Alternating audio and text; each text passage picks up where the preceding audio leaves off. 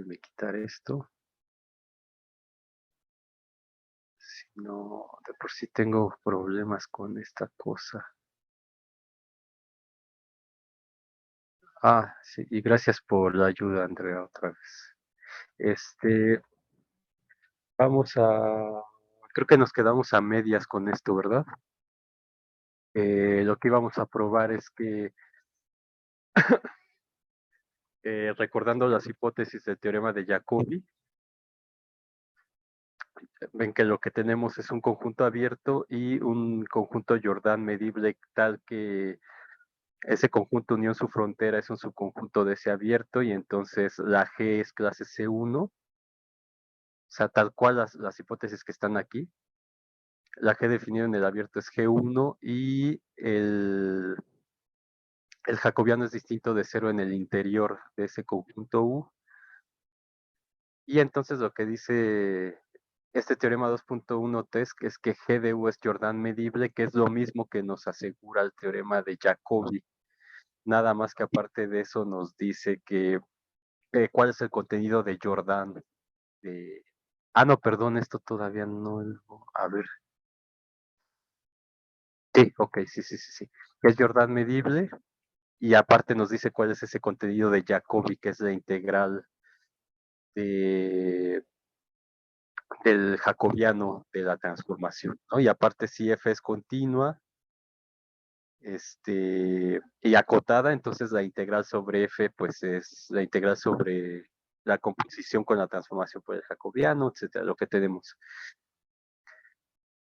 Entonces, justamente este teorema que estoy poniendo después, pero realmente tiene que ser previo al teorema de Jacobi porque permite justamente demostrar que el GDU es Jordan medible y ya la parte de demostrar la igualdad de las integrales es la parte complicada de ese teorema. Bueno, esto también porque requiere un trabajo previo, como vimos la clase anterior, pero para demostrar la igualdad rigurosamente es algo que lleva bastante tiempo y necesitaríamos más, desarrollar más cosas que no vamos a ver acá. Entonces, pero al menos demostrar que este conjunto es Jordan medible, ya lo podemos hacer hasta este momento. Entonces, ok, ya habíamos empezado la demostración. Y para demostrar que GDU es Jordan medible, o sea, que un conjunto es Jordan medible, este GU es un subconjunto de Rn, por todo lo que hemos visto anteriormente, equivale a demostrar que la frontera de ese conjunto tiene contenido cero, ¿no? O medida de Jordan cero. Llamándole medida, siendo que no hemos demostrado todavía que sí lo es, pero en fin. Entonces, lo primero que tenemos que ver es que este conjunto, el GDU, para poder hablar de contenido de Jordan, tenemos que ver que ese GDU sea acotado. Y eso fue, creo, recordar lo que hicimos la clase anterior. Necesito tener un reloj aquí, más o menos para ir viendo el tiempo, sí. Entonces vimos que como U es Jordan medible, entonces es acotado. Si es Jordan medible, tiene que ser acotado. Y además, como es Jordan medible, la medida o el contenido más bien de la frontera es igual a cero, es decir, que la frontera es Jordan medible y eso quiere decir que la frontera es acotada también. Entonces, todo esto que hice fue pensando en que no siempre se cumple que un subconjunto de un conjunto compacto es compacto también, a menos que se cumpla una hipótesis extra sobre ese subconjunto del conjunto compacto, que es que ese conjunto tiene que ser cerrado. Entonces también se puede hacer de esta manera, pero yo decidí hacerlo así. Y entonces como U es Jordan medible y la frontera es Jordan medible, demostramos que la unión de Jordan medibles es Jordan medible, entonces U unión con su frontera es Jordan medible, y como es Jordan medible, entonces es acotado. Pero en cálculo 3 demostraron que la cerradura, una de las muchas formas en que se puede ver es el conjunto U unión su frontera.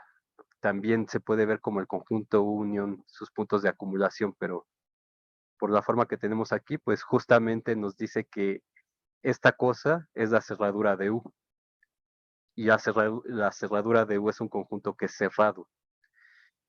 Entonces, U unión frontera de U es cerrado también, cerrado y acotado, entonces por Heine Borel es compacto. Y ahora, como es compacto y esta G es clase C1, lo cual significa que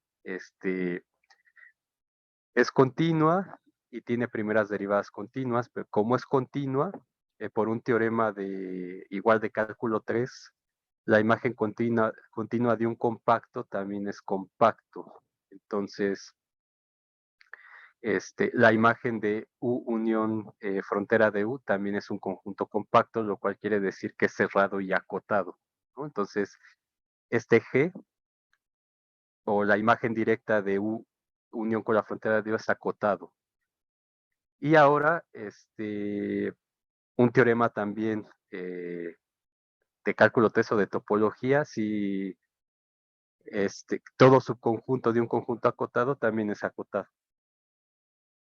Y eso, bueno, lo demostraron en su momento y es trivial, sale de la definición inmediatamente de conjunto acotado que lo es, ¿no? Y además por la definición de imagen directa, como U es un subconjunto de U unión frontera de U, entonces la imagen directa respeta las contenciones, entonces G de U está contenido en G de U unión frontera de U. Y como este es acotado por el teorema el G de U es acotado, ¿no? Hasta ahí nos quedamos.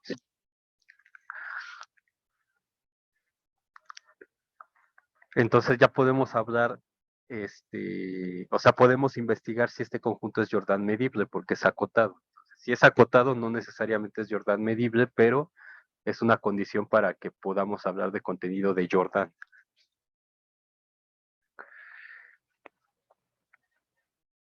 Entonces, lo que queremos demostrar ahora es que este G de U es Jordan medible. O sea, ahora sí, como es acotado, lo que queremos demostrar es que G de U es Jordan medible, y eso por los teoremas que hemos visto es equivalente a demostrar que el contenido de su frontera es igual a cero, que la frontera tiene contenido cero. Ahora,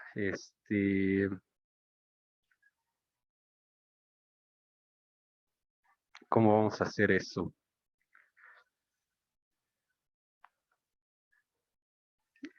Mm,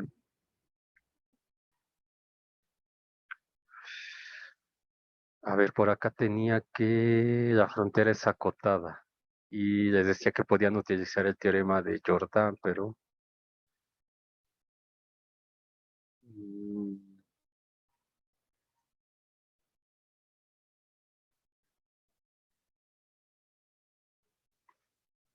ok, como por lo visto anteriormente la frontera de U es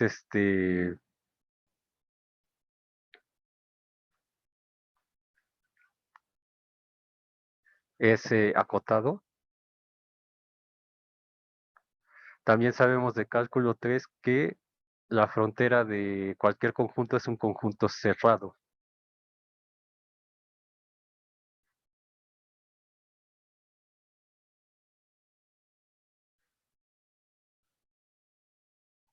Entonces, esto lo que quiere decir es que la frontera de U es compacto.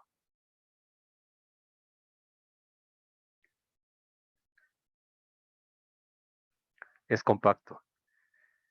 Y también sabemos que el contenido de Jordan de la frontera es igual a cero, ¿no? Porque U es Jordan medible.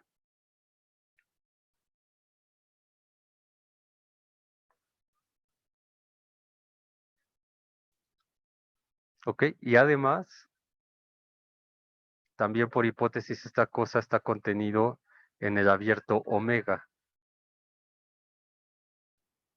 ¿No? La unión U, unión frontera de U está contenido en omega y la frontera de U está contenido en entonces está contenido en omega.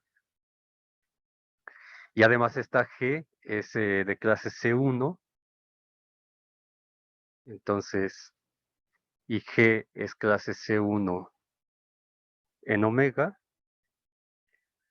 Entonces, por el lema que vimos no me acuerdo cuándo les di, el viernes, que era el lema 2.13, bajo todas estas condiciones, lo que implica este lema es que G satisface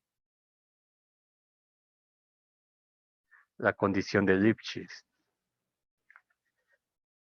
o la condición, ¿cómo le habíamos dicho? Uniforme Lipschitz. O sea, G es uniforme Lipschitz. ¿Se acuerdan, no? Que demostramos eso. Y ahora, como G es uniforme Lipschitz, y además, esto que tengo aquí, el contenido de la frontera es igual a 0, por el teorema que demostramos también el viernes, que fue el anterior a este. Quiere decir que el contenido de Jordan de la imagen directa de este conjunto es igual a 0.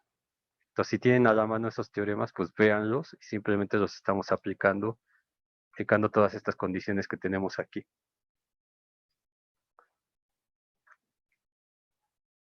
Ok, entonces ahora lo que queremos usar es una propiedad de los conjuntos Jordan medibles. ¿Se acuerdan que había esta propiedad de que si tengo un conjunto, un subconjunto de un conjunto que es Jordan, que tiene contenido de Jordan 0, que es Jordan medible, entonces este de aquí también tiene contenido 0. ¿Ok? Entonces, por lo tanto, si demostramos que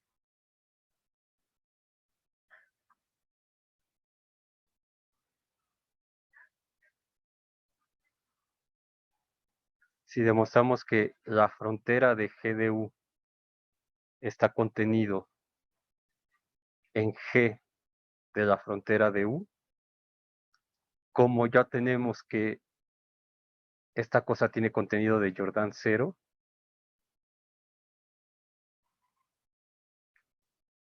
entonces por el teorema que ya demostramos antes, esto implicaría que la frontera de G de U tiene contenido de Jordan 0 y entonces,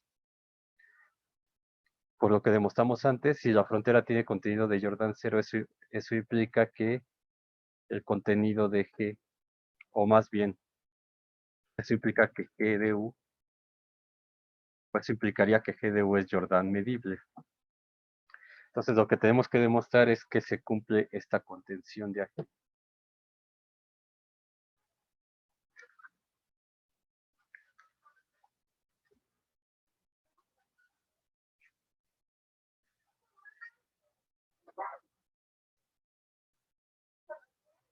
¿Sí?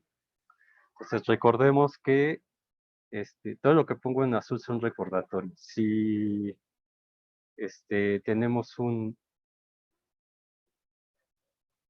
o más bien, un subconjunto de Rn es cerrado si solo si contiene a todos sus puntos fronteras o si solo si contiene a todos sus puntos de acumulación, también un resultado de cálculo 3. Entonces, y creo que incluso eso lo demostraron en la tarea, me parece.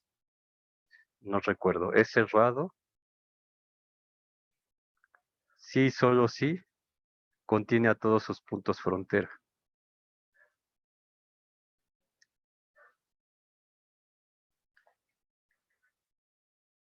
Me está costando muchísimo escribir, pero... Entonces, U es cerrado si solo si contiene a todos sus puntos frontera.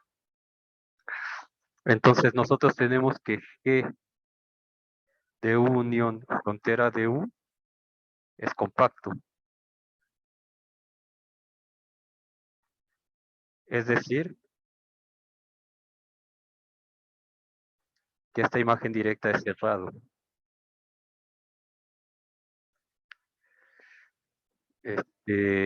Y esto implica, por el teorema de aquí, que la frontera de G de U unión frontera de U está contenido en el conjunto U, que es G de U unión frontera de U.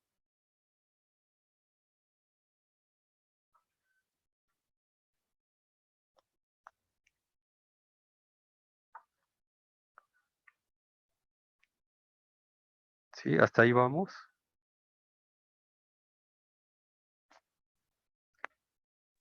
Profe, Sí, ahí en el donde dice la medida de Jordan de la frontera de GDU igual a cero, aquí, un poquito más de- abajo, ahí, aquí, ajá, ajá. abajito en el renglón de abajo, ahí la Sí. segunda implicación, ahí no sería que la frontera de GDU es Jordan medible. No, no, no, porque acuérdate que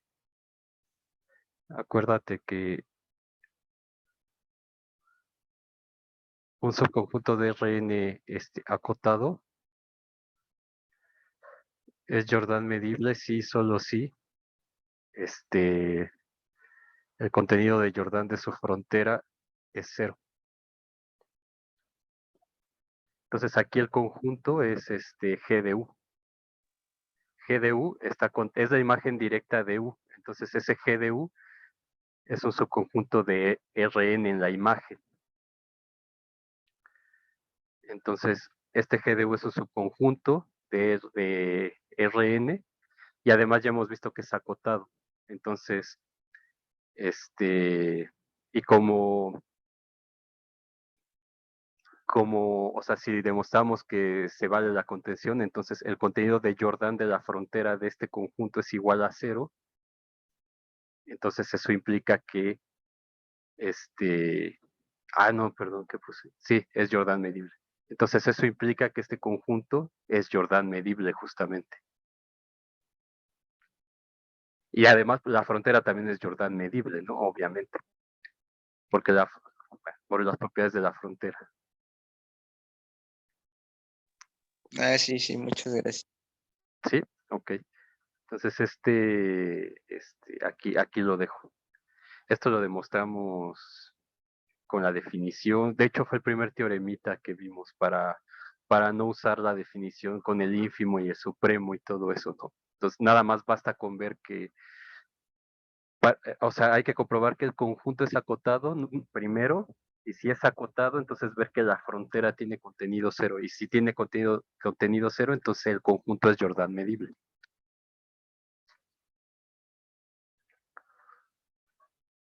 Ok. Sí, a lo mejor hay confusión porque aquí puse acá antes esto, ¿no? Pero justo en particular, pues esta cosa es, o sea, la frontera es Jordan medible en particular, ¿no?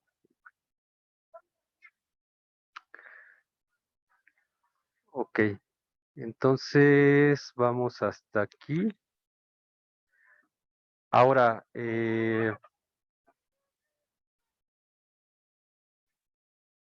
recuerden que, bueno, esto no lo puse porque lo estoy dando por hecho, pero acuérdense que la imagen directa, o sea, déjenme poner aquí eso porque si tenemos una función que va de un espacio X a un conjunto Y, o sea, en general, de hecho esto es de álgebra superior. Entonces, la imagen directa de un subconjunto de X, por definición, es el conjunto de las f de X tales que X está en A,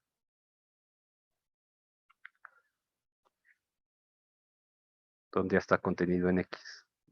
Y la imagen inversa, bueno, la voy a poner aquí por completes, pero la imagen inversa, que es f asterisco arriba, es el conjunto de X tales que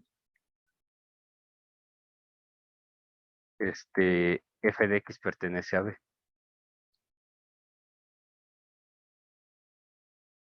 ¿no? Por definición de imágenes directas e inversas. Entonces, también cuando ven todo este tema, demuestran que, déjenme seguirlo poniendo en azul, que la imagen directa de la unión es igual a la unión de las imágenes directas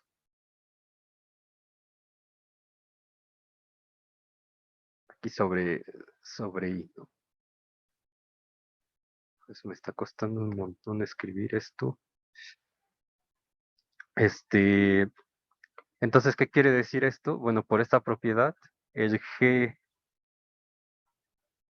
de U unión frontera de U es igual a la imagen directa de U unión la imagen directa de la frontera, por esta propiedad. Entonces, esto quiere decir que G de U está contenido en pero como este es igual que o sea, está contenido en G de U unión G frontera de U, pero esto es G de U unión la frontera de U. Entonces, es decir, G de U está contenido en G de U frontera de U.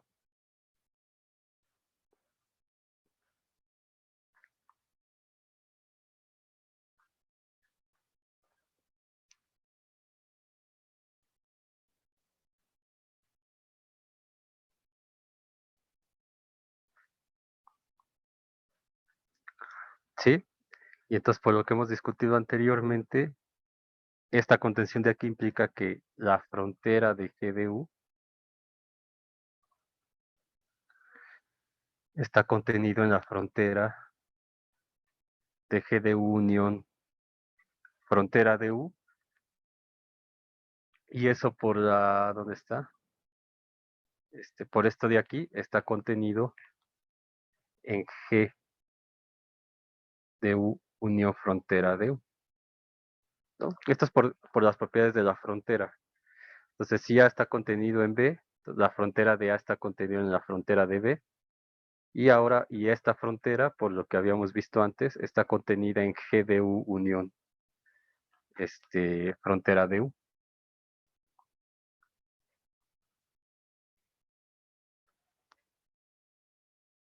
¿No? O sea, esto también es, o sea, aquí aplicamos el resultado. De hecho, si A está contenido en B, eso implica que la cerradura de A está contenido en la cerradura de B, y de ahí pueden demostrar justamente que la frontera de A está contenida en la frontera de B, porque la frontera es un conjunto cerrado. Esto también se demuestra en cálculo 3. Ok, entonces ahora voy a utilizar la definición de imagen directa. Aquí le pongo el asterisco, aquí no, pero o sea, se lo tendría que poner realmente. Al final de cuentas, no hay ambigüedad como con porque aquí puede que exista o no la inversa, entonces por eso se hace la distinción con la estrella arriba. Pero aquí, si quieren, se la pueden poner, si quieren, ¿no? Entonces, si tomamos un elemento que pertenece a la frontera de GDU, pues por esta contención, esto implica que ese Y está en GDU con la frontera de U. Y entonces, por definición de imagen directa, entonces por definición, existe,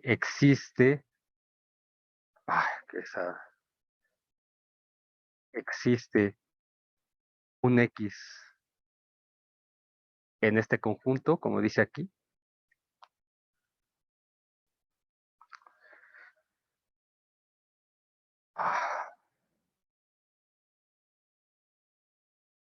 Híjole, escribo como. Existe un X en U unión a la frontera de U, tal que G de X es igual a Y. a este Y que tomé aquí, en la imagen.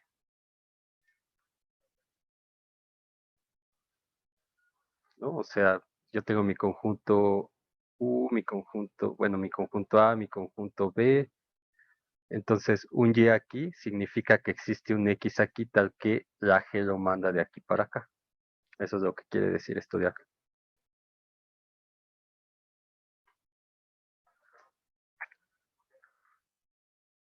Entonces, ahora vamos a suponer, pues, supongamos que X es un punto interior de U.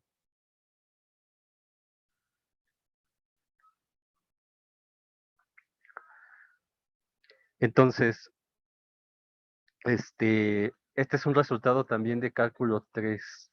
Déjenme ponerlo antes de poner eso, que tiene que ver con los mapeos abiertos. Entonces, ¿cómo lo pongo? O sea, si tenemos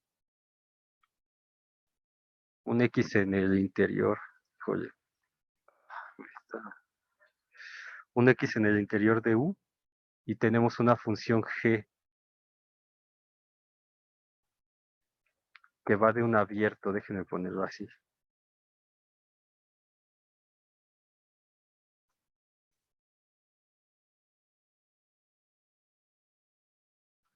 Contenido en Rn a Rm, y esta G es clase C1, y J de X es distinto de 0, lo cual quiere decir que es sobreyectiva. Entonces, lo que nos dice ese teorema de cálculo 3 es que existe una bola, o sea, existe un radio, vamos a ponerle R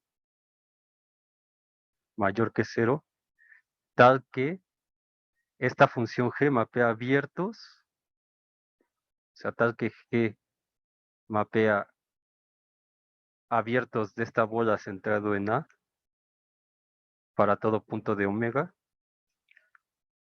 en abiertos de Rn,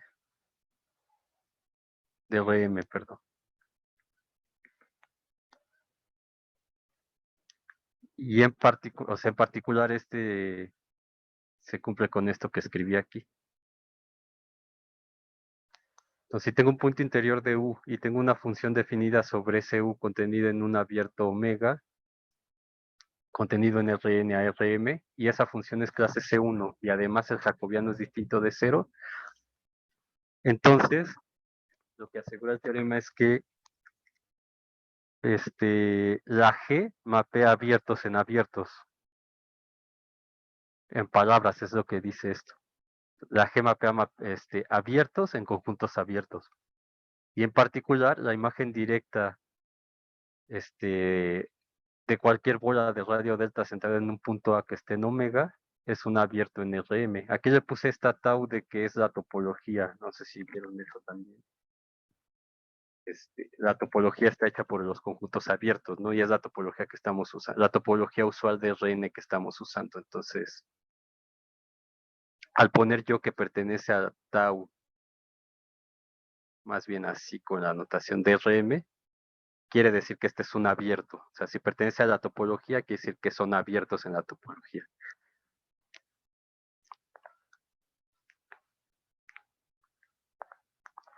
Este teorema de mapeos abiertos, lo pueden ver en cualquier libro de topología o en el Sagan, donde viene la parte de mapeos continuos.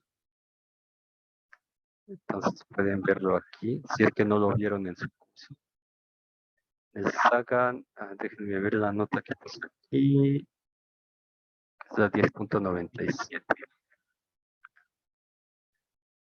No, 100.97. No, sección 97.1, perdón.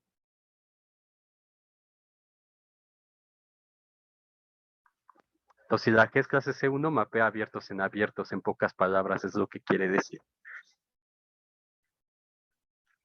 Entonces, si X es un punto interior de U, de este U que estamos manejando, entonces, como nuestra G cumple con todas las condiciones, es decir, la G es clase C1 y aparte el jacobiano es distinto de 0, entonces esta G va a mapear este punto interior, bueno, como X es un punto interior, un punto del interior, quiere decir, y el interior es un conjunto abierto, ¿no? Y si tengo un conjunto abierto, todos sus puntos son interiores. Entonces, el interior de U es un conjunto abierto. Entonces, lo que quiere decir es que la imagen directa de ese punto está en el interior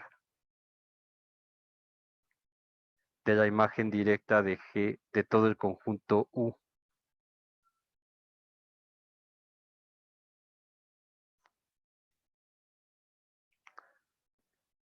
Es decir,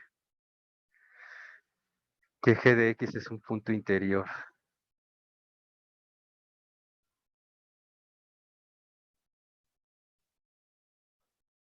de G de U, aplicando este teorema.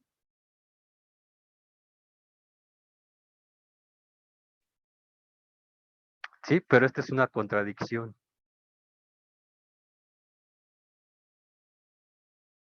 ¿Por qué? Porque G de X, ¿dónde está? G de X es igual a Y, y este Y es un punto de la frontera. Y aquí estoy viendo que también es un punto del interior, de la frontera de la imagen directa. Si quieren pongan la estrellita aquí. Sí, sí se ve la contradicción. O sea, si supongo que X es un punto interior, esta función me va a mapear ese punto en su imagen que es G de ese punto y ese punto va a estar en el interior del conjunto imagen bajo G de U. Entonces, ese G de X está en el interior, es lo que quiere decir de ese conjunto, pero nosotros acá habíamos encontrado que ese Y está en la frontera.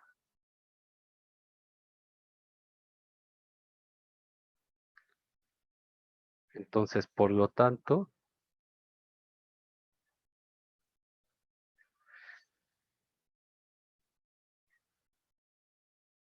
X pertenece a la frontera de U, ¿no? La hipótesis tiene que estar mal, no puede ser parte del interior, sino de la frontera, porque el U lo estamos tomando o un U' como el conjunto U unión con su frontera. Entonces, o está en el interior, en la frontera. Entonces, hemos mostrado que está en la frontera y además, Y que es G de X, pertenece a G de la frontera de U, ¿no? Como hemos visto antes. Entonces, o sea, ¿por qué? Porque la imagen directa de G de la frontera, pues es el conjunto de G de X, tales que X pertenece a la frontera de U, que es justo lo que estamos poniendo aquí. Entonces, por lo tanto, ¿qué quiere decir esto? Que la frontera de G de U está contenido en G de la frontera de U, ¿no?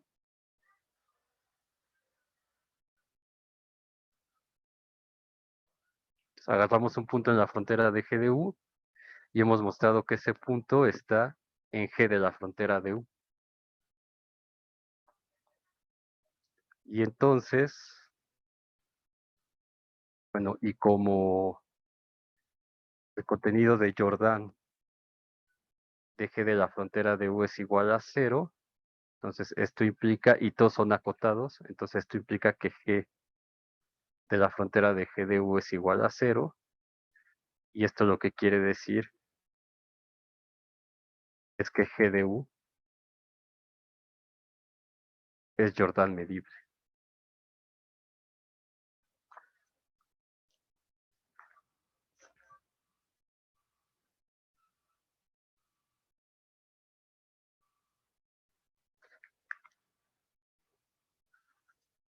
Sí, déjenme ver si alguien está preguntando algo por acá. No, creo que sí.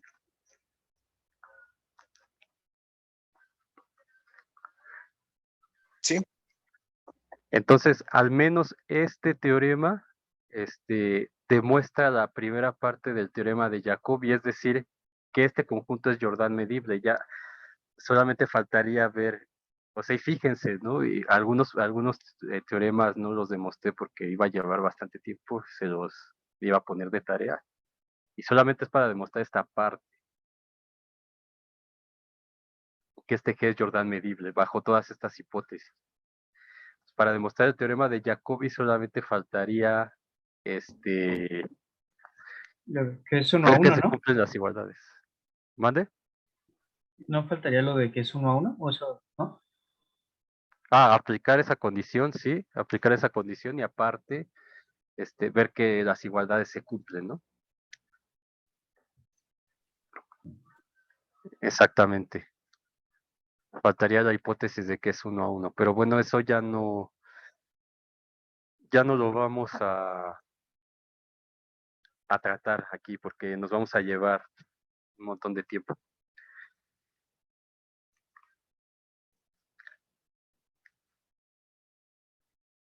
Entonces,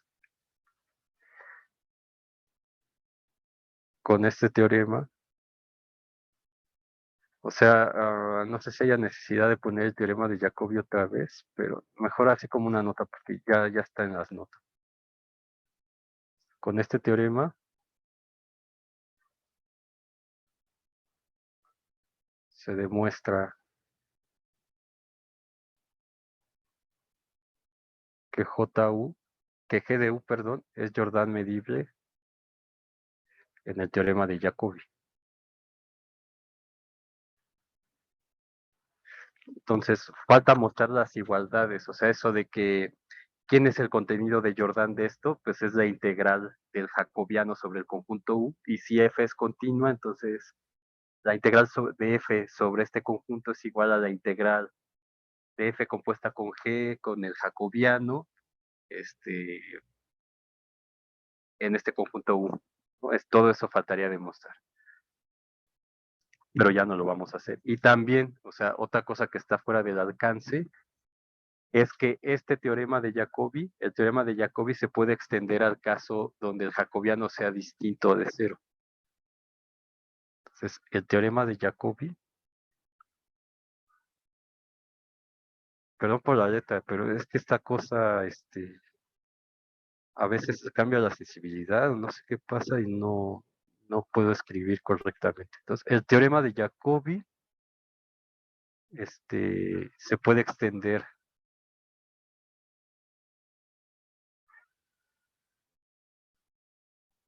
al caso en que el jacobiano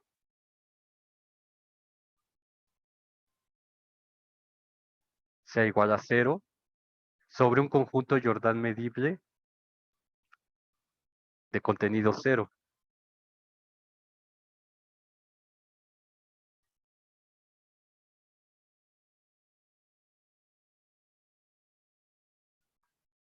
Donde sea está contenido en el interior de U. Entonces se puede demostrar eso.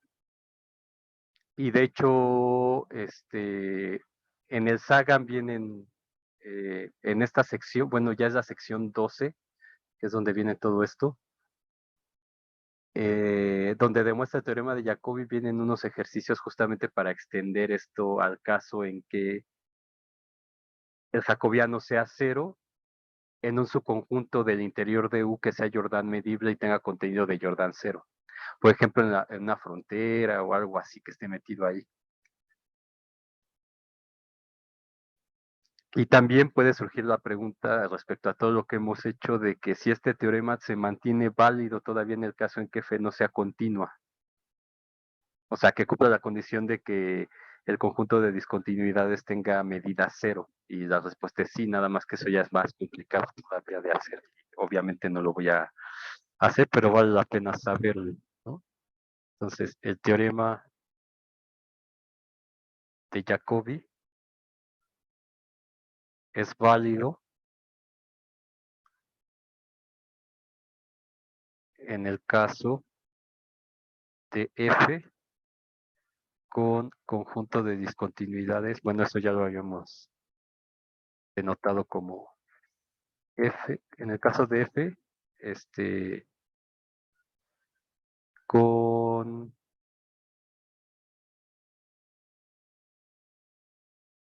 habíamos denotado eso así, ¿no? El conjunto de discontinuidades de F en el conjunto U tenga medida 0. Entonces, no necesariamente como en el teorema de Jacobi dice explícitamente si la F es continua y acotada, entonces la integral de F sobre G de U es la integral de F compuesta con G por el jacobiano sobre el conjunto U. Entonces, esa parte todavía se mantiene si esa F es discontinua, pero su conjunto de discontinuidades tiene medida de Lebesgue 0. Puede demostrar. Así como como el teorema de Fubini.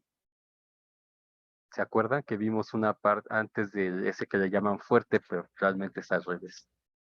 Que era válido sin importar si la F era continua o no, ¿no? Y ya, si la F es continua, entonces tienen el teorema de Fubini conocido y que está en todas partes, pero también vale cuando, o sea, no exactamente igual, pero también es válido cuando la F no es continua, pero es integrable.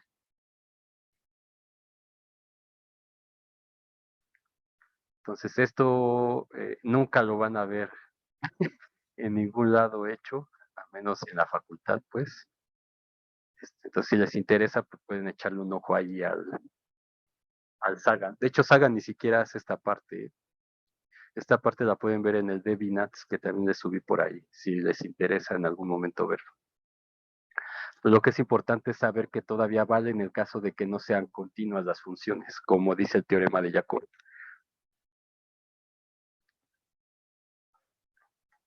Profe, Ujú. yo no entendí muy bien el punto 2. ¿Cuál? ¿Qué es lo que nos dice? ¿Cuál esto Se en puede verde? extender se puede extender al caso que, ¿qué? Al caso en que el jacobiano sea igual a 0. Ah, ok. Sí, el jacobiano de la transformación G.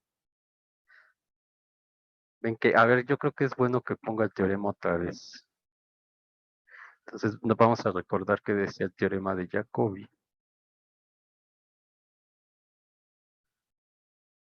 Sé Bueno, sí, que sí, porque, no sé. ¿Mande? bueno, no sé si es muy tarde para preguntarlo, pero bueno, no he estudiado tanto, la verdad, y todavía no he comprendido bien la diferencia entre cuando usamos el teorema donde solamente usamos el jacobiano y en la otra versión donde componemos la función, bueno, la transformación con F. Ah, porque nunca, a ver, déjame escribirlo y ahorita vemos ese punto. Entonces, U es Jordan medible, ¿y qué más era? Tal que U unión con su frontera esté contenido en omega. Entonces, si G, igual que las hipótesis que tenemos aquí, que va de omega a Rn, es clase C1 en omega, y G definida en el interior de U a Rn es 1 a 1. Y aquí viene la hipótesis esta, y el jacobiano es distinto de 0 para todo X en el interior de U. En el interior nada más. Hemos visto ejemplos donde el jacobiano se anula en la frontera, pero ahí no importa. Entonces, ¿qué nos dice el teorema de Jacobi? Que G de U es Jordan medible y número 1 nos dice que el contenido de Jordan de esa imagen directa de ese conjunto Jordan medible es la integral sobre U del jacobiano de la transformación. Y además, como segunda parte, si además tenemos una F que va de G de U a R, es acotada y continua, Entonces la integral sobre g de u de f es la integral sobre u de f compuesta con g por el jacobiano de la transformación. Entonces lo que tenemos es, tenemos un conjunto u, tenemos una transformación g, y eso nos lo transforma a un conjunto g de u, la imagen directa de este u. Entonces, ¿qué significa esto? Pues solamente que estoy calculando el área, entonces no tengo funciones definidas sobre estos conjuntos más que la función característica que tiene altura 1, ¿no? La que vale 1 en el conjunto y vale 0 en todo lo demás, porque acuérdense que para calcular integrales tengo que encerrar esto en rectángulos. Entonces, lo que me dice esta parte es el área de esto, es justamente la integral en este otro espacio sobre este conjunto del jacobiano. ¿Cuál es la diferencia con este? Pues este es cuando yo tengo un g de u y tengo una función definida sobre ese conjunto, que no es la función característica, sino la función extendida, ¿no? Pero tengo una superficie, esta es la f que está aquí. Entonces lo que dice, bueno, si tú quieres calcular el volumen que hay bajo esta función, en este conjunto g de u, pues tú puedes transformarlo encontrando la transformación, si quieren la g inversa, pues realmente es la g que te manda al conjunto u, y esta cosa la tienes que componer con la transformación, ¿no? Y te dará pues una superficie distinta ahí, y el volumen que hay bajo esa superficie es lo mismo que el volumen que hay bajo esta superficie definida acá. Esa es la diferencia. En un caso estás calculando el área, y si tienes una función definida sobre ese conjunto, entonces te estás calculando el volumen que hay bajo la gráfica de esa función.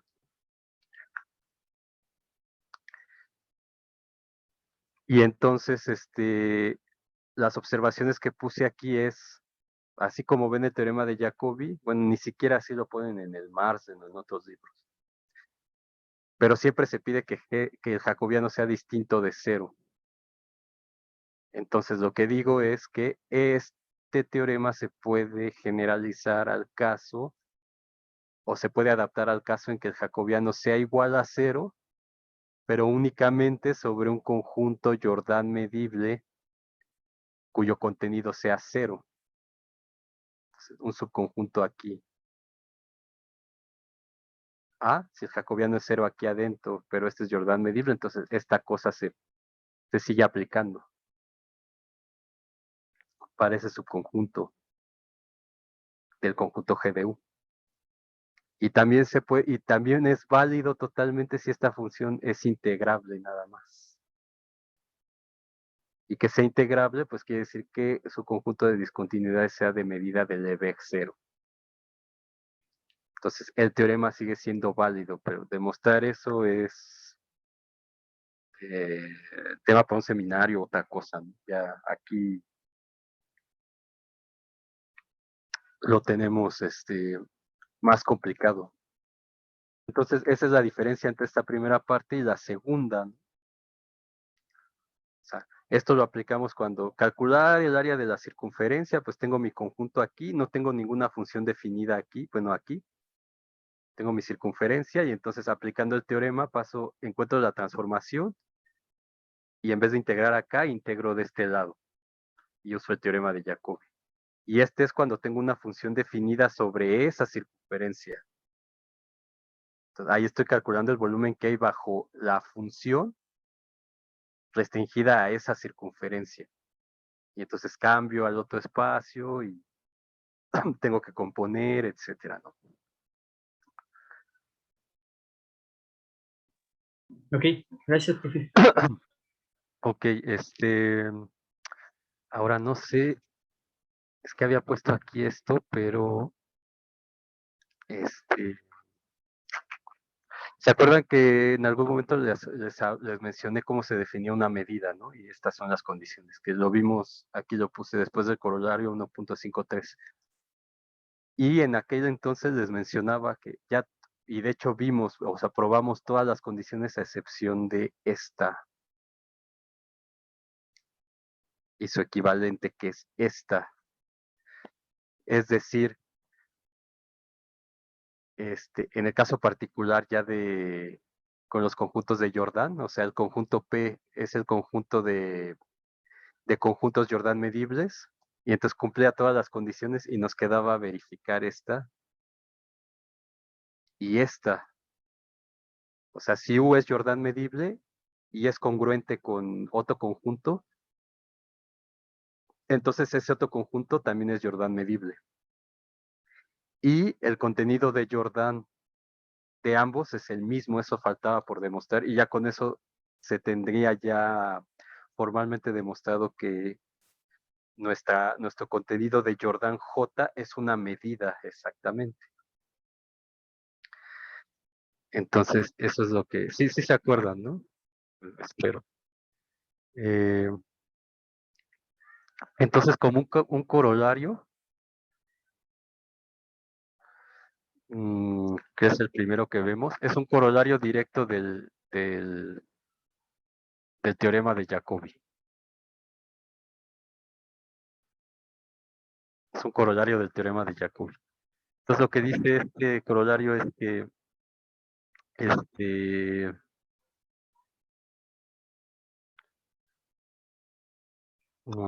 dice? Que es invariante bajo traslaciones. O sea, si tienen una función t que va de Rn a Rn, es una traslación.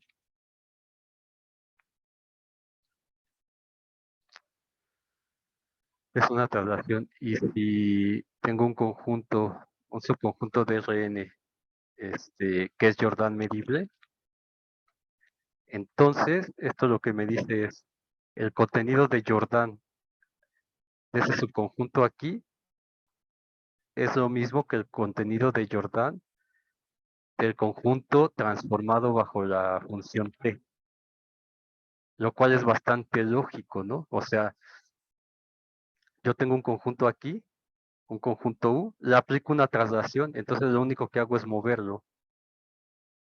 Bueno, supongo que es el mismo. Y lo cambio acá bajo la función t, que es una traslación. Entonces, mover el conjunto no afecta en su área, ¿no? O sea, simplemente lo estoy cambiando de lugar, es lo que dice este teorema. Bueno, este corolario. ¿Sí se entiende? Entonces, simplemente es una aplicación del teorema de Jacobi. O sea, yo tengo t, una traslación que va de Rn a Rn, y pues una traslación, por lo que aprendieron en geometría, pues está dada como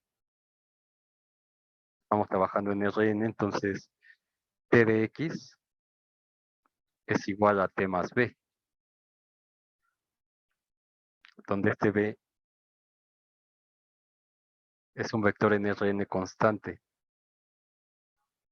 Entonces, explícitamente, pues, ¿qué tengo? Este x también está en Rn, entonces es t de x1 hasta xn es igual a x1 hasta xn más b1 hasta bn, entonces lo sumo y me queda x1 más b1 hasta xn más bn, ¿no? Es una traslación simplemente. Entonces, esta función cumple con todas las condiciones del teorema de Jacobi, o sea, si tomamos un conjunto, U unión su frontera tal que esté contenido en Rn, entonces la T es 1 a 1, en el interior de U, evidentemente, estas funciones son de clase C infinito, entonces T es de clase C1 en Rn, que es mi omega que estoy tomando aquí, y además el jacobiano de esta transformación, pues simplemente es el jacobiano de las componentes de T con respecto a las coordenadas x1, xn. Bueno, y evidentemente pues ya se habrán dado cuenta que da 1, ¿no? Ahora sí, es que estas notas están quedando espantosamente mal por mis problemas de escribir. Entonces es la parcial de T1 con respecto a X1, parcial de T2, de T1, perdón, con respecto a X1, parcial de T1 con respecto a XN, perdón, aquí es X2.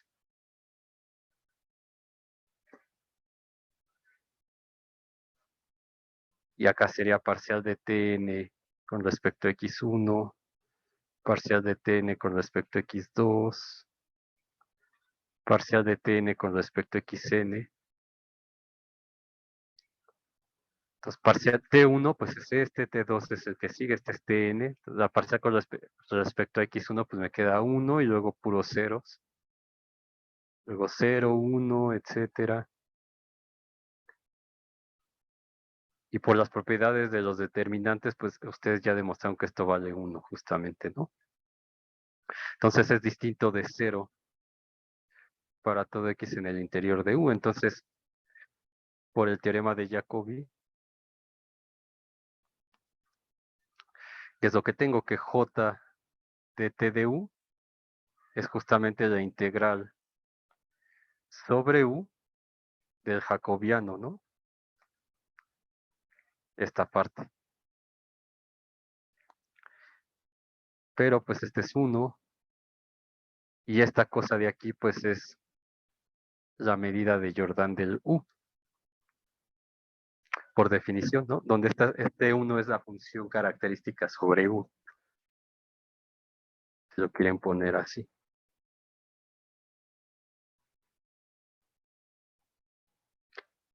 Ok, entonces un resultado bastante obvio, pero que implica un trabajo detrás, ¿no? Es como eso de que 0 es igual a 0 y esas cosas que les ponían a hacer cuando llegaron aquí. Bueno, no aquí, a la facultad, quiero decir. Entonces lo mismo, ¿no? Con el dibujo se ve que pues si tengo algo y lo traslado nada más, pues el área de ese algo no tiene que cambiar. Entonces para eso hubo que demostrar el teorema de Jacobi y un montón de cosas atrás de eso.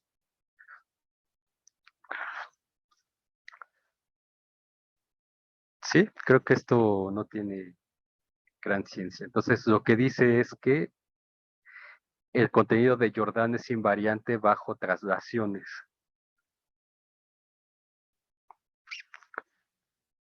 Ahora, se puede trabajar también sobre qué pasa con el contenido de Jacobi bajo una transformación lineal.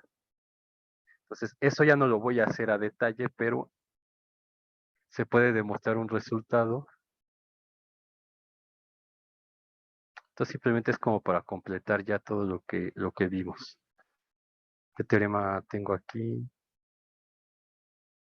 3 y 4. Entonces, lo que dice esto es, si ustedes tienen un subconjunto de Rn Jordan medible, que eso ya implica que es acotado, y tienen una transformación lineal L de Rn en Rn, lineal,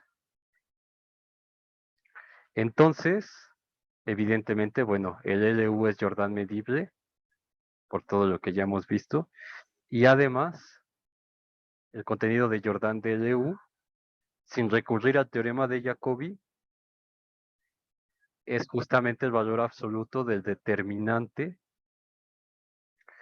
de L por el contenido de Jordan de U, donde este L es la matriz asociada a esta transformación lineal.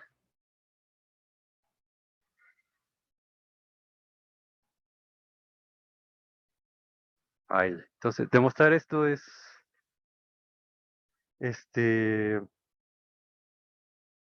trivial prácticamente. por cosas que han hecho ustedes respecto al contenido de Jordan, etcétera. Pero eso ya no lo voy a hacer. Nada más es para justificar el hecho de que si aquí, por ejemplo, el contenido de Jordan es invariante bajo traslaciones, entonces se puede demostrar que el contenido de Jordan también es invariante bajo transformaciones ortogonales.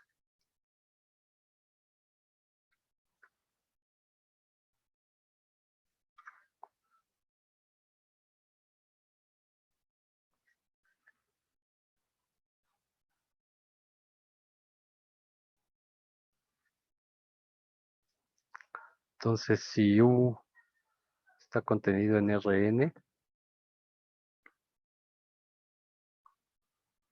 es Jordan, o más bien así. Déjenme ponerlo. El contenido de Jordan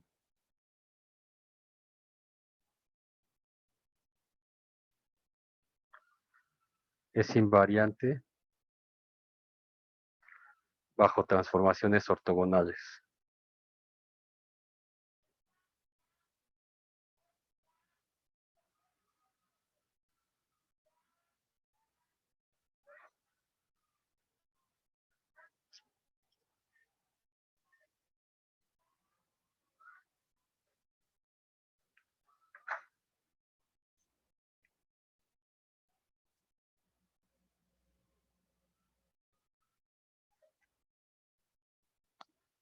Sí saben lo que es esto, ¿verdad?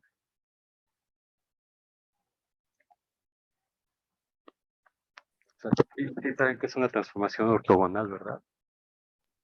Ay, creo que no.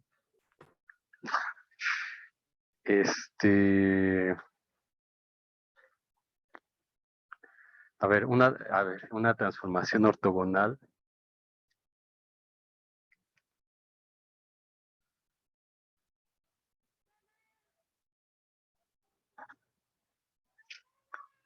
o sea, esto lo debieron ver en álgebra lineal, se supone. Una transformación ortogonal es un endomorfismo que conserva el producto escalar. Un endomorfismo es una transformación lineal que va de un espacio a sí mismo. Entonces, por ejemplo, si tengo f que va de R en R y es lineal, entonces ese es un endomorfismo.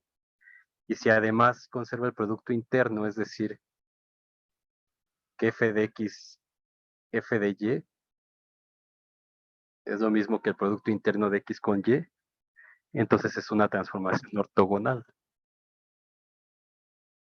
Ahora, utilizando matrices asociadas, podemos decir que una transformación ortogonal entonces es una función lineal que va de Rn en Rn.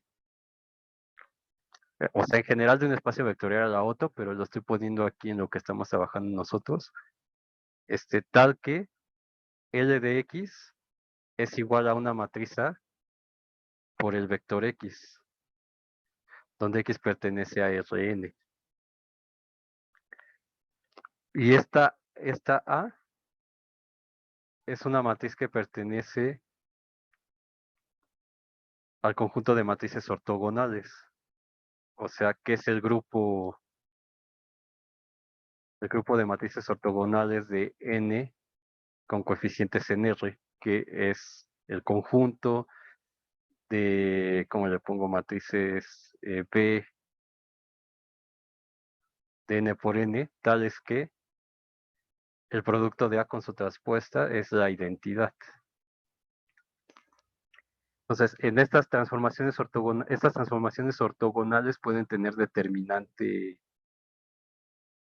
más o menos uno, ¿no? Y forman un grupo, etcétera. Entonces, dentro de estas transformaciones ortogonales, no sé si se acuerdan en geometría analítica, tienen las reflexiones y las rotaciones. Entonces, el grupo de rotaciones es el grupo especial SON.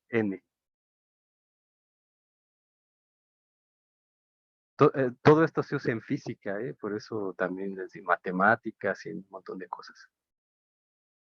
Entonces, tienen el grupo especial ortogonal, que es el grupo de rotaciones. O sea, de A's que pertenecen a ONR, pero tal que su determinante es igual a 1, ¿se acuerdan? Cuando era una reflexión, el determinante era negativo. Entonces, si la característica del campo que tengo es 2, solamente en ese caso, el grupo ortogonal es lo mismo que el grupo especial, que el SON. Solamente si el campo tiene característica 2. Pero la característica de R, pues es 0, ¿no? Como bien. Bueno, si saben eso también, ¿no? Tampoco. La verdad, no. O sea, si la característica de el campo F es igual a 2, eso implica que ONR es lo mismo que SONR, ¿no? Algo que se usa en partículas. Ahora, ¿qué quiere decir eso de la característica? Cuando tienen un anillo,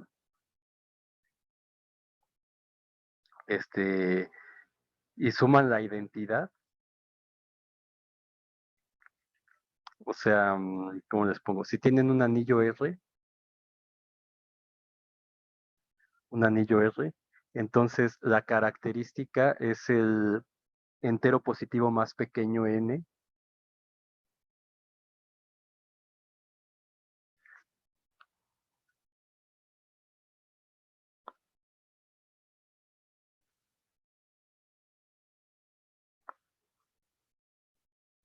tal que cuando suman la identidad del anillo, cierto número de veces es igual a 0.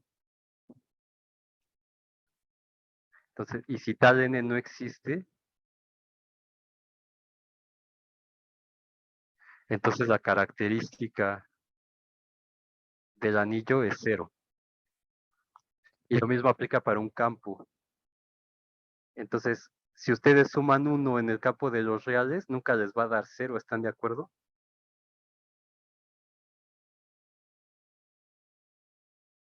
Entonces, por eso la característica de los reales es 0, y en ese caso, cuando estamos trabajando en esto, o igual en los Minkowskis, el grupo ortogonal no es lo mismo que el grupo especial ortogonal, pero si ustedes tienen un Z1, por ejemplo,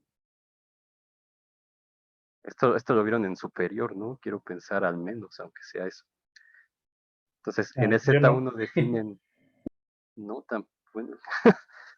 ¿Qué pasa con la facultad, no? Bueno, un Z1 tiene dos elementos, 0 y 1. Entonces tú tienes que definir una operación cerrada sobre ese conjunto. Entonces, cerrada quiere decir que cuando tú multiplicas dos elementos de aquí, obtienes un elemento de acá. Entonces, por ejemplo, si hago 0 por 0, obtengo 0 que está aquí. Luego 0 por 1, 0 normal, que sigue estando acá. Luego 1 por 0. Ah, no, perdón, quiero hacerlo con la suma. Aquí se va a cumplir. Entonces, 0 más 0, 0. 0 más 1, 1 que está aquí. Luego 1 más 0, 1 que está aquí, pero luego tienes 1 más 1 igual a 2, pero como 2 no está en Z1, entonces este 1 más 1 lo defines como 0. Y entonces aquí está, con la definición que puse aquí arriba, yo tengo 1 más 1 igual a 0. Obvio, aquí no puse, pero aquí sería n veces. Entonces aquí estoy sumando el 1 dos veces. Entonces la característica de Z1 es 2. Entonces para Z1, por ejemplo, estos dos grupos son iguales. Pues bueno, ya me estoy desviando. Entonces, todo esto para ver que el contenido de Jordan es invariante bajo transformaciones ortogonales. Entonces, eso también se puede demostrar de manera sencilla utilizando este teorema, de hecho.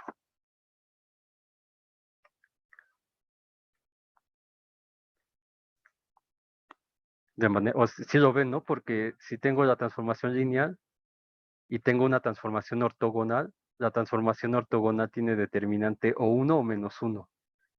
Pero entonces, por el teorema de Jacobi, Digo, por el teorema anterior que puse aquí, por este, como él es lineal, entonces el contenido de Jordan de la transformación ortogonal es igual al valor absoluto de más menos 1 por el contenido de Jordan de ese conjunto. Y el valor absoluto pues es 1, entonces ambos coinciden.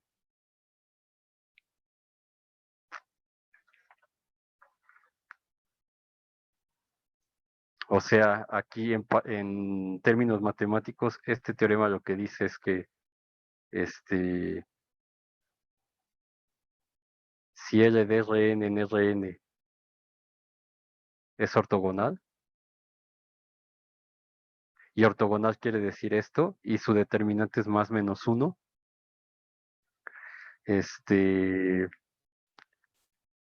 y U contenido en Rn es Jordan medible, entonces el contenido de Jordan de L de U es el contenido de Jordan de U. Entonces es lo que les digo, ¿no? Simplemente aplican este teorema que puse acá, y como es una transformación ortogonal, pues el determinante es más menos 1 y aquí se hace 1 y entonces se da la igualdad que está aquí.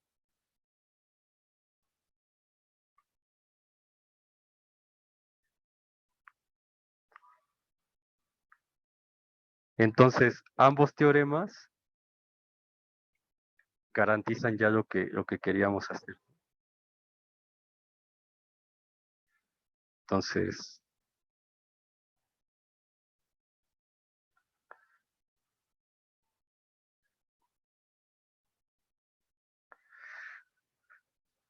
si U1 está contenido en Rn, es Jordan medible, y si U1 es congruente con algún otro conjunto U2, entonces el contenido de Jordan de U1 es igual al contenido de Jordan de U2. Ahora, ¿qué quiere decir que dos cosas sean congruentes? Esto debieron verlo en geometría moderna o al menos en geometría analítica. Los dos conjuntos son congruentes, sí, solo sí se pueden mapear uno a otro mediante una transformación ortogonal.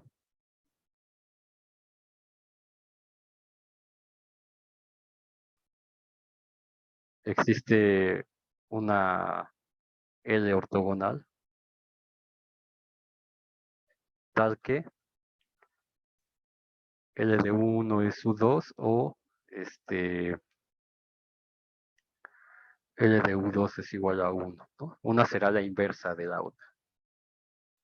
Y entonces, como el contenido de Jordan es invariante bajo transformaciones ortogonales, aplicado eso aquí, pues me da que el contenido de Jordan no cambia.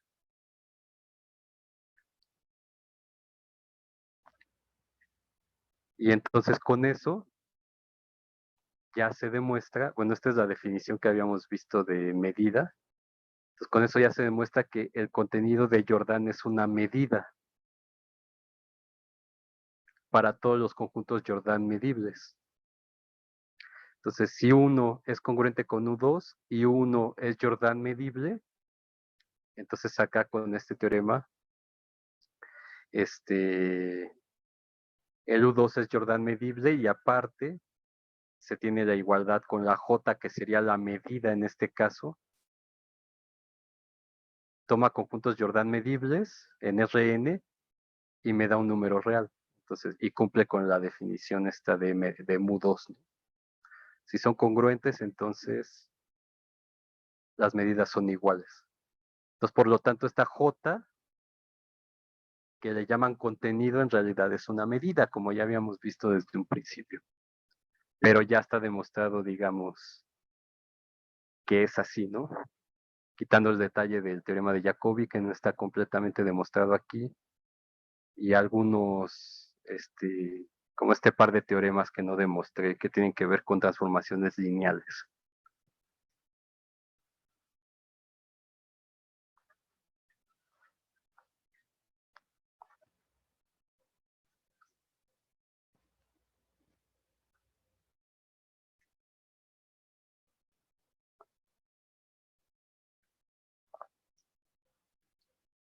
Entonces, con este teorema que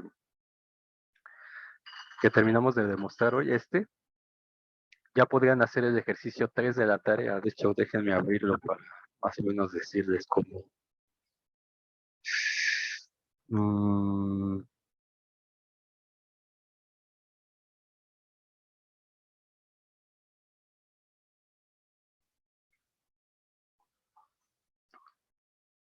¿Dónde está?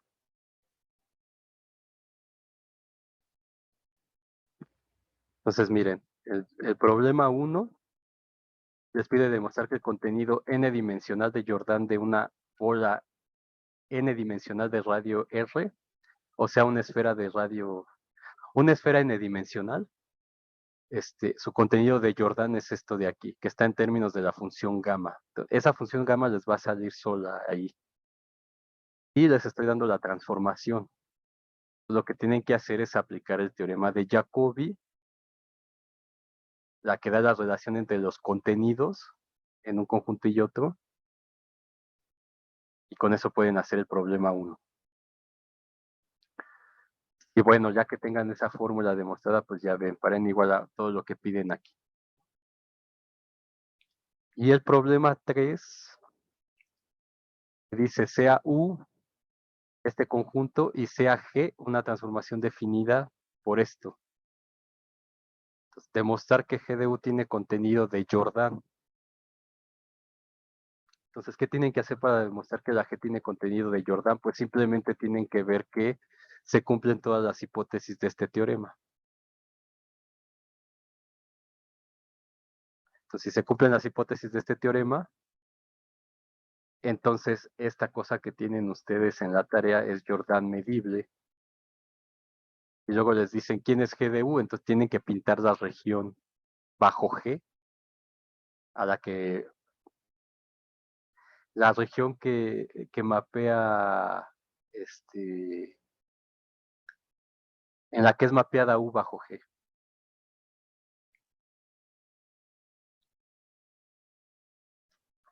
Entonces está muy más o menos simple, ¿ok?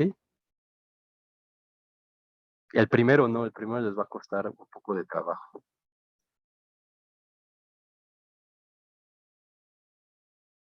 ¿Sí? Entonces con esto terminamos ya esta parte de teorema de Jacobi.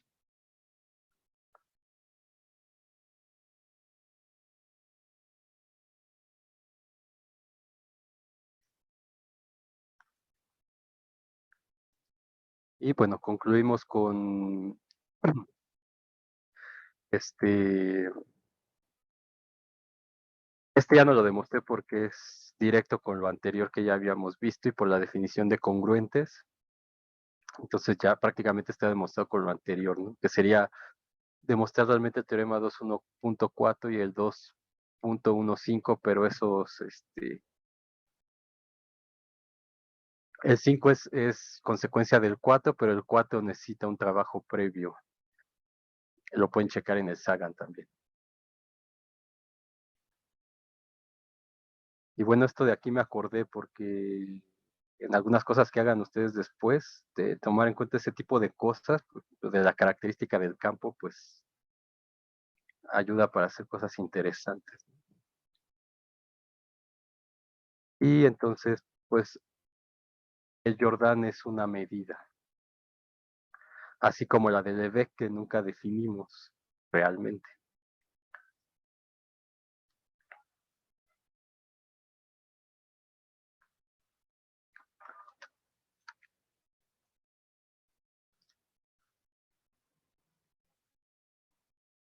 Pues con Arturo seguramente harán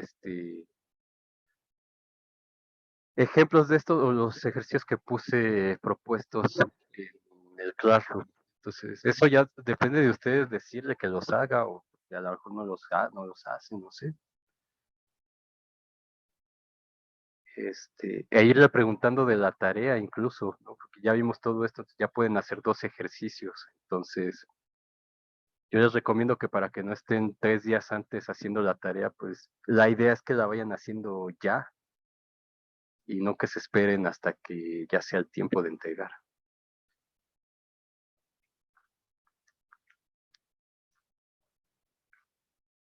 ¿Sí? ¿Alguna duda de lo anterior?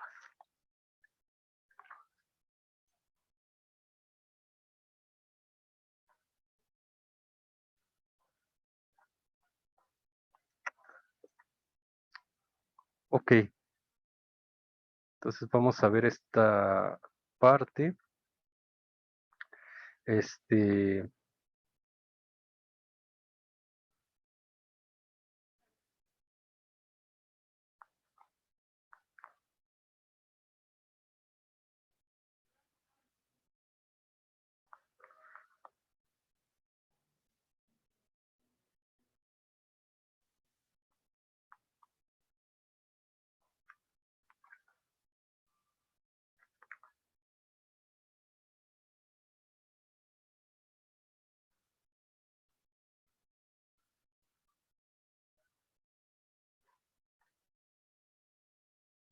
la diferenciación de una integral respecto a un parámetro, que es bueno, si alguno de ustedes ha visto el método de Feynman para resolver integrales, les va a parecer así como muy similar. Pero bueno, los que no lo hayan visto, mañana que empecemos con integral impropia, les explico en qué consiste para que vean la similitud. Entonces, lo que vamos a hacer en esta parte breve es como encontrar un análogo al teorema fundamental del cálculo. Y esto nos va a ayudar a calcular ciertas integrales, por ejemplo, de una variable que son complicadas. Por eso hay, bueno, cuando explique el método de Feynman les va a quedar clara esa parte. Entonces, igual, como hacen, bueno, en variable compleja no han llevado, pero van a ver que muchas integrales de cálculo 1 que son difíciles de hacer, las pueden resolver utilizando variable compleja más fácil. Lo mismo, ciertas integrales de cálculo 1 se pueden hacer con cambios de variable, como la integral de esta cosa, ¿no? Que vamos a ver cuando veamos integral impropia, que en cálculo no se puede hacer, pero con lo que ya hemos visto podemos encontrar un valor de esto. Entonces, lo mismo con esta parte que vamos a ver ahorita, vamos a poder resolver integrales que son más complicadas de hacer utilizando los métodos de cálculo de una variable.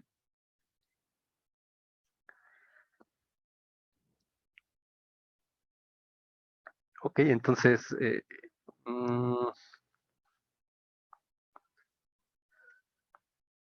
voy a poner, solamente son un par de teoremas nada más.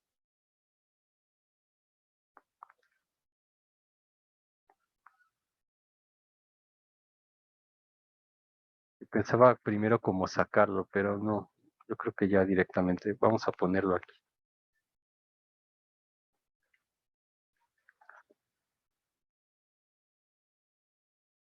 Entonces, si tenemos una función g definida en un conjunto U a R, donde ese conjunto U es el conjunto de X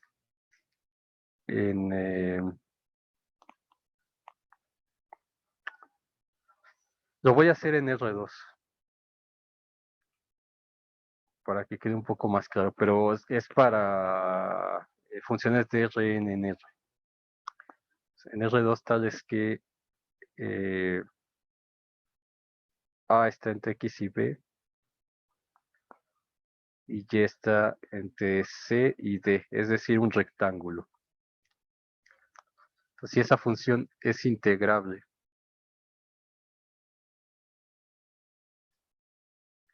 en AB para cada Y que pertenece a CD,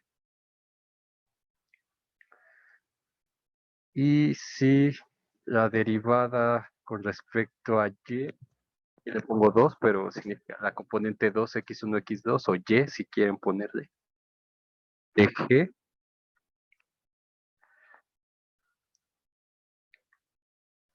es continua.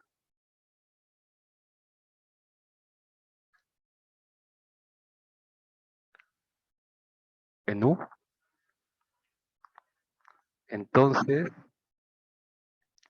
podemos definir una función G que vaya del abierto CD a R, definida como G de Y, la integral de A a B de G de XY de X. Entonces, esta función tiene derivada continua.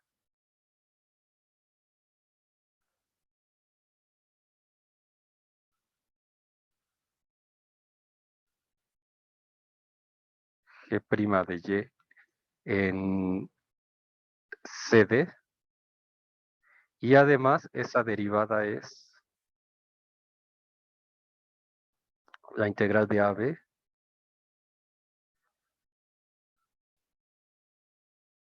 de la, bueno, aquí puse D, pero realmente es la parcial, déjenme cambiarle. No sé, a lo mejor esa notación a lo mejor no la vieron. Entonces es la parcial, si quieren pónganle Y aquí, déjenme quitarle esto.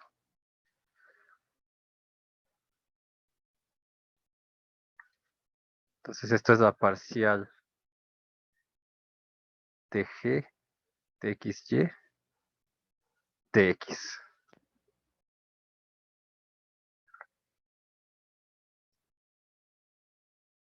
Ok, entonces aquí se ve que realmente es como un teorema fundamental del cálculo cuando tomamos una de las variables como constante al hacer una de las integrales dobles sobre este rectángulo.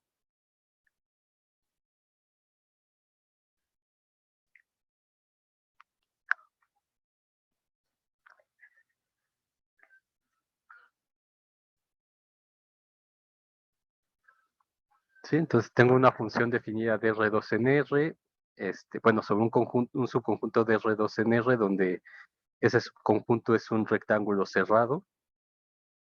Esa función es integrable.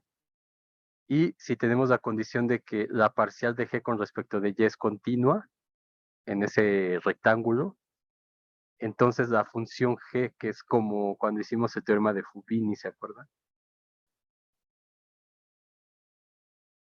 Cuando hacemos la integral doble,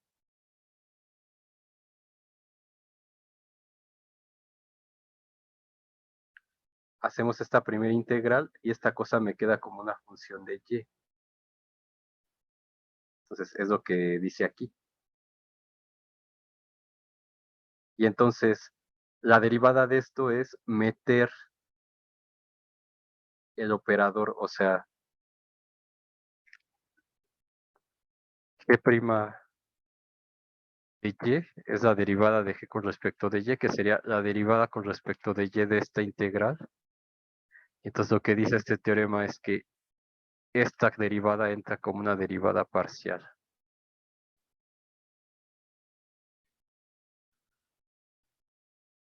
Aquí adentro.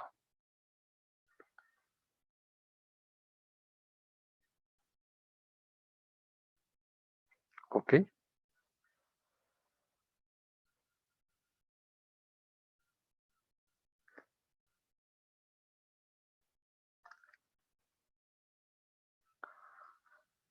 Bueno, pues a ver si, yo creo que si nos da tiempo de acabar esto.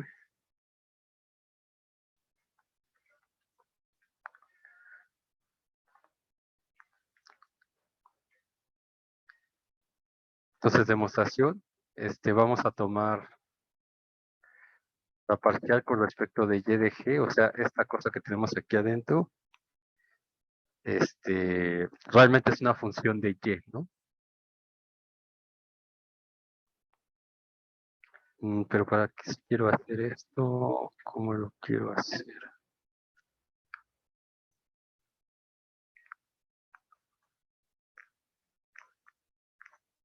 Ah,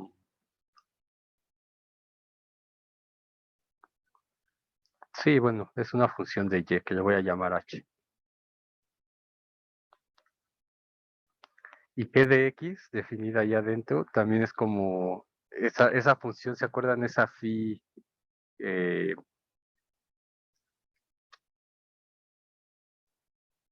bueno, lo voy a dejar así. La G de X y también es una función de Y.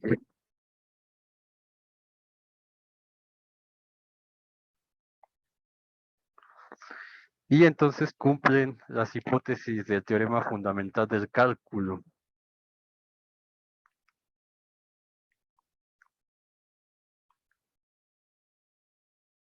Sí se acuerdan, ¿no? El teorema fundamental del cálculo, que nos decía que si tenemos una función f de un intervalo a b a r, y es integrable en AB, y si f mayúscula que está definida de a b a r era, bueno, es continua,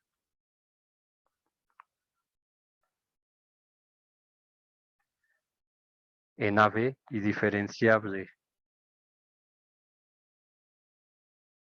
en el abierto, y f' de x es igual a f de x para toda x que pertenece a B, entonces la integral de AB de f es la f grande en B menos la f grande en A.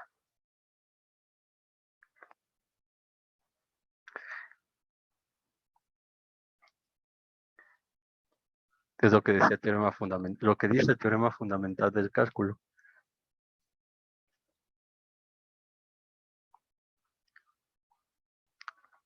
Entonces, en nuestro caso, tanto la parcial de g con respecto de y la función g de xy, o sea, por las hipótesis que tenemos aquí, la parcial es continua y la g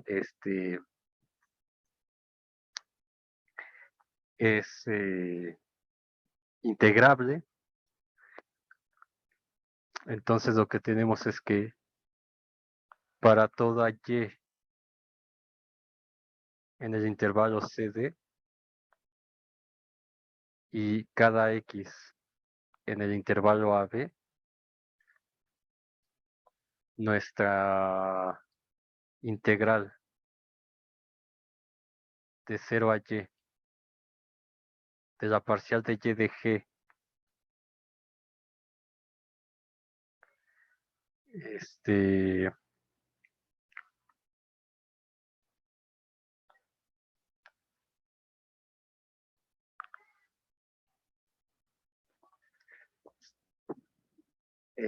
dx, t con respecto de t, pues va a ser la g de xy menos la g de x, una constante cuando evalúen 0, ¿no?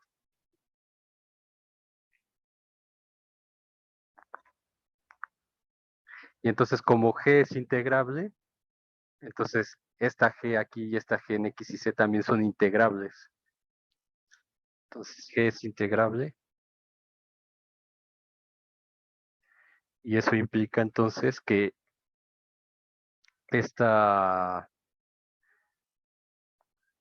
función es integrable.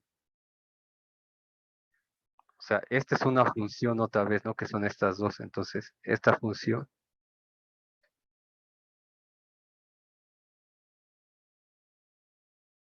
es integrable.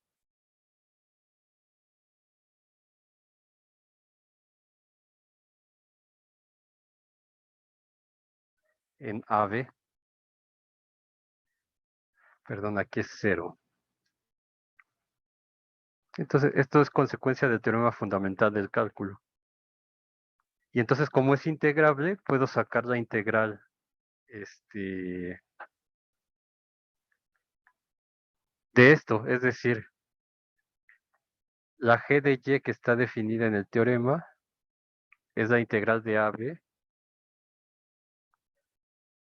de g de xy de x. Y entonces esto es la integral de AB Pero esta g, por lo que tenemos aquí, esta g de xy es esta integral más la g de xc. Entonces esta g de xy, por lo anterior, es la integral de... Perdón, ¿por qué le puse 0? Sí, aquí me di cuenta que esto no es como completo. Aquí tiene que ser c.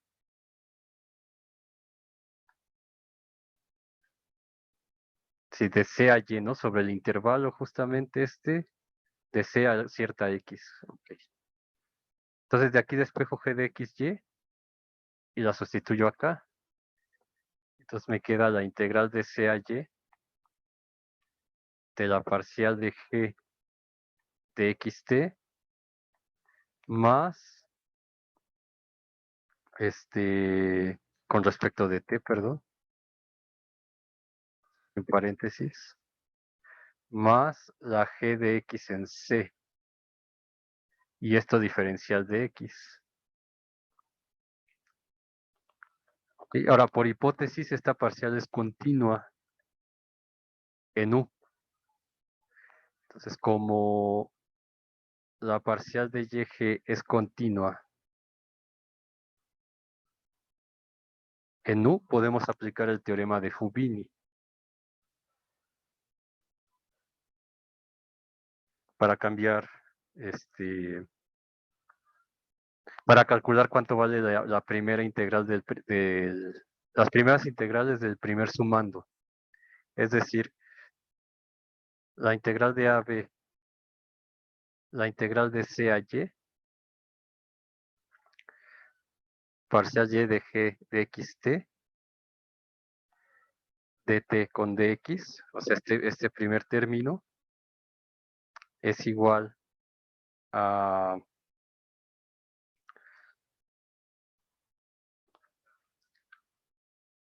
la integral de C a Y, cambiando el orden de integración. La integral de AB,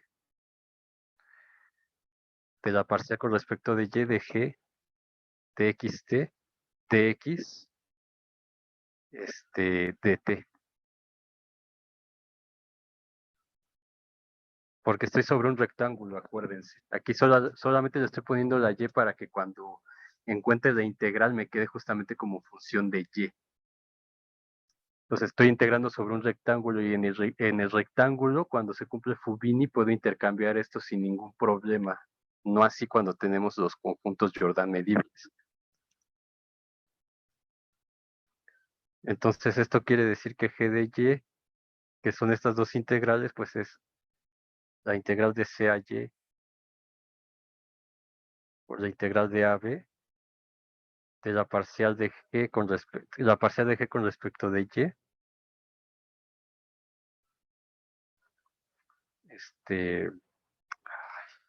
x de t,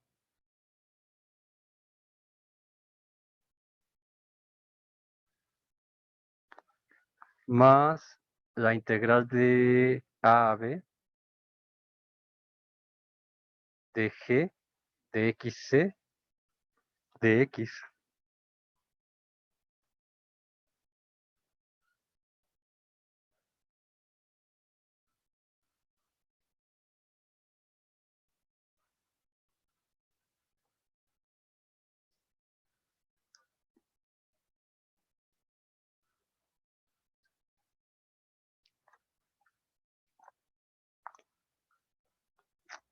¿Sí? Entonces vamos a definir esta integral que está aquí como una función que depende, o sea, me va a dar una función que depende de y, ¿no? Entonces,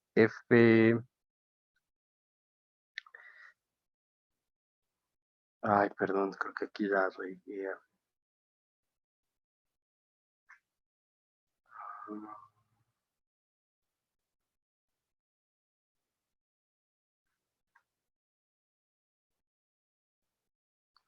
Ok, entonces sea f de y, la función integral de AB de la parcial de G de xy de x.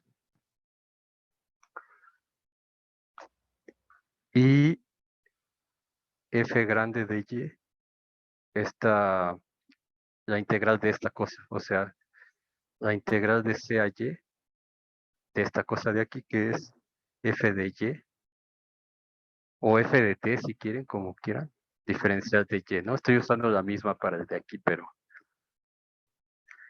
no hay confusión. Entonces, como esta función, esta parcial es continua en U, eso implica que esta f es continua también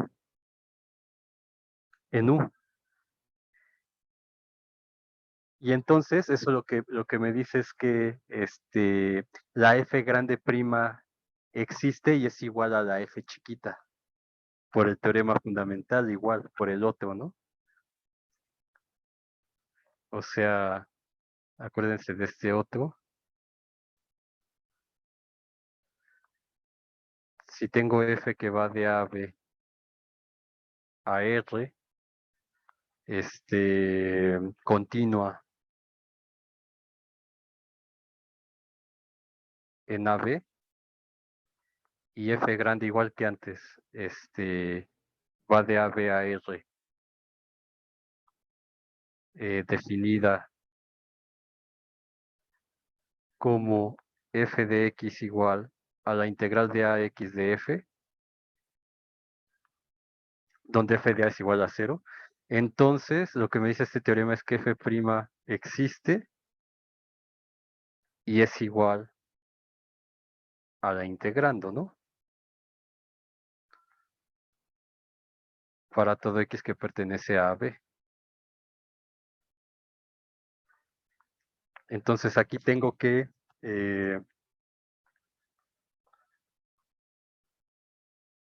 como parcial de g con respecto de y es continua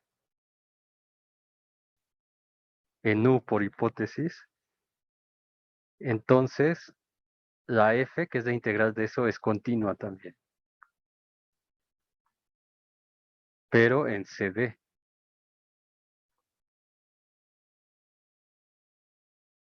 ¿Ok? Y por el teorema en azul,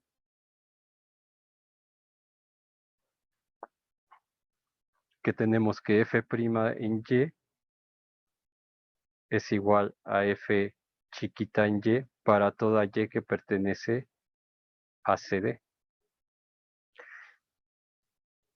Y entonces, ¿qué significa esto? Como esta f grande es esta cosa de aquí, que es igual a la f chiquita,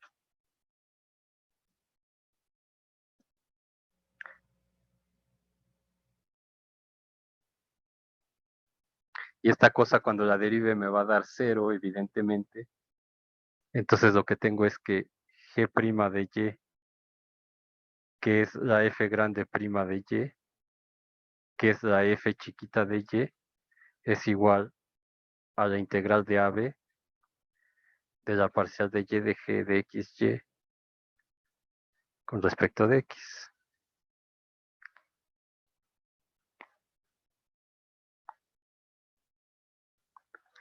Ok, entonces estamos usando el hecho de que esta función de aquí, esta cosa, no depende de y.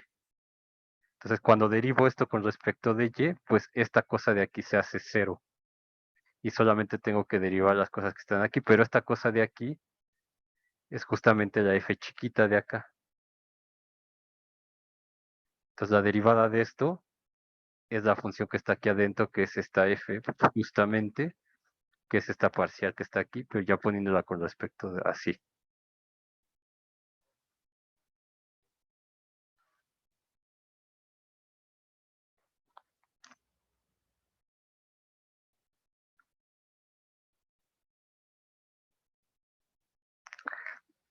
Ahora aquí usé yo algo que no,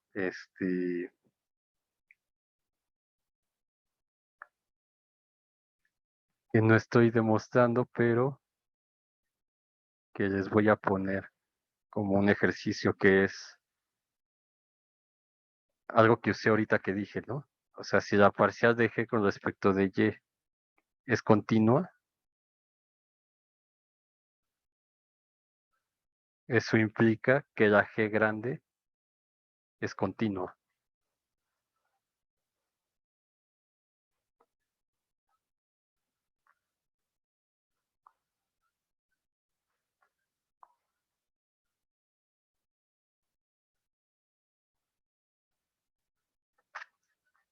Ok. Entonces, este teorema que pusimos aquí nos va a ayudar a calcular integrales que son complicadas de hacer en cálculo de una variable. Entonces, mañana vemos algunos ejemplos y con eso van a poder hacer ya el problema 2 de la tarea.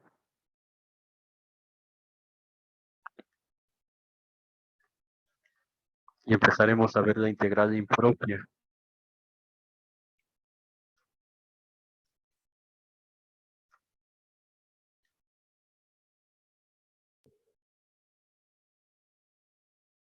Es que aún queda alguien ahí, ¿no?